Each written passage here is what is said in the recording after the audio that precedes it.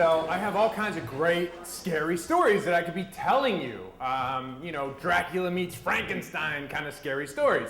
But I gotta save those because I know someday the moth is gonna call me to New York or LA. So I'm gonna tell you this story.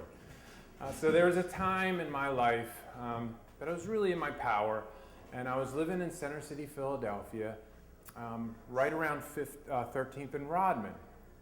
And I was living with Elizabeth Keenan, my gorgeous girlfriend. I don't even know, like, she was just so amazing because not only was she this gorgeous brunette, thin, skinny, sexy, but she also had a doctorate. And I was really young at the time. I was like, what, 22, 23? And so she turned me on to all this great literature. And then we had this awesome pit bull named Dakota. Like, I was just the happiest. I was in such great power.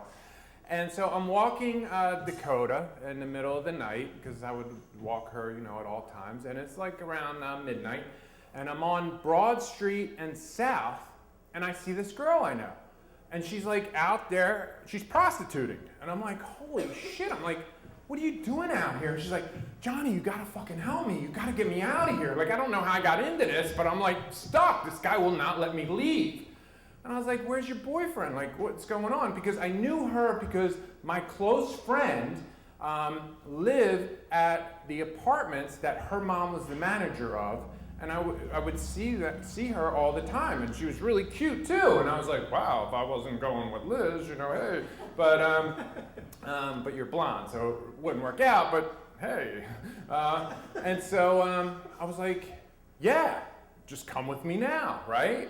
Screw it, what's gonna happen? And the reason I said that is because 2 years earlier, when I was living actually at 13th and Rodman, right next to, with a bunch of art students from Art 2, I met this other hooker that was just out there for her first night, and I kind of rescued her. So I pulled her out of there. I mean, we never hooked up or anything, but I told her, like, you're way too beautiful. Like, everybody else has got all this other shit going on with their face, and you just shouldn't be out here. Don't you have anything else to do? And she ended up going into art school at the Art Institute. And she never went out there again. So I was like, well, here's a repeat, right? And so I was like, come on. So she starts walking with me, and all of a sudden, this big dude comes running across Broad Street. He's got a scar on his face, and he's like, yo, where you going with my bitch, motherfucker? And I'm like, excuse me? I know her mom, we're going home. And he's like, no, you're not going anywhere. And he shows me his gun. And I'm like, I got my dog, so I was like, what are you gonna do? What are you gonna do? You're gonna shoot me right here? I don't really care. By then, a couple other two big guys rolled up. And I know when the odds are not in my favor, so I'm like, okay. So I'm like, I'm sorry, honey, I can't really help you now. You're on your own. So I leave, but that wasn't gonna be the end of it. So I called my buddies, and I'm like, look, my friend's out there, we gotta go get her and do something.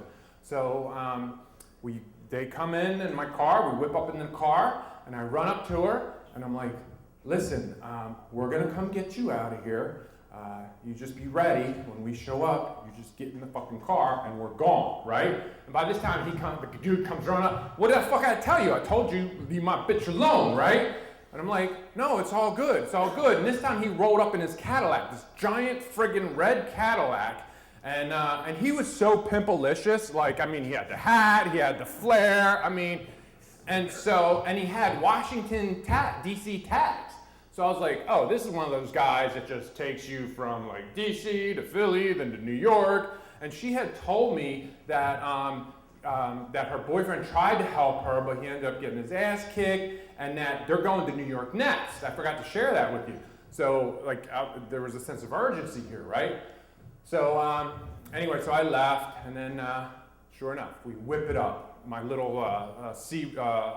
Sunbird with the sky roof. Anyway, so I pull up, and she jumps in, and we're gone. And then here this guy comes chasing us, him and his goons, with this Cadillac. And so we're chasing up Broad Street, and I'm like, well, I'll just lose them in like North Philly area, like Girard, Lehigh, like all the really dangerous parts. I don't know why I chose to go in there. So now he's starting to bust caps at us, right? So it's like, poo, poo, poo. I'm like, holy fucking shit, what did I get into, right?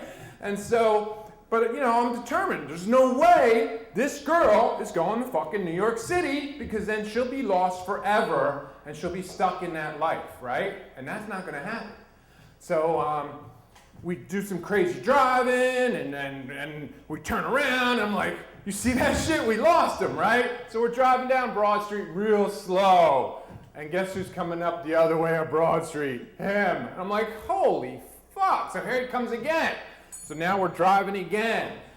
And so, I do some fancy drive. And it's funny, because when I went through those back roads, all of a sudden there's like all this traffic with the Puerto Ricans dancing and everything like that, and the cars are all stopped, lined up, and him and his 3 goons would run out, and they'd run all the way up to the car, but by then the traffic moved, and we're like, holy shit, they're coming, they gotta go.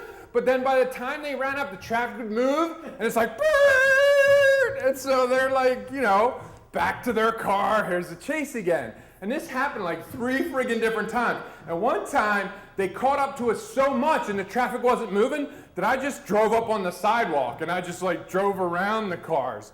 And, but anyway, we finally got away.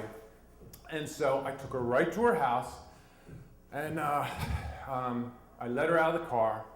I get out of the car, I'm like, you're home.